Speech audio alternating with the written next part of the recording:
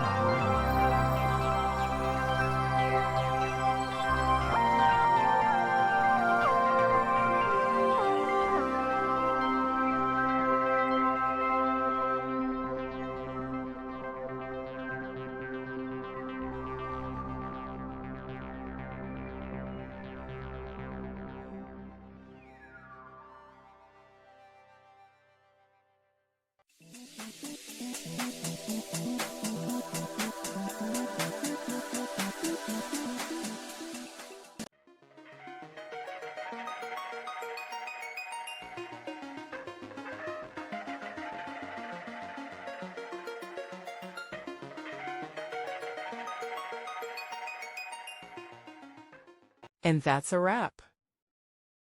I hope you found the answer you were looking for. If you did, take a second to hit that subscribe button. It really helps out.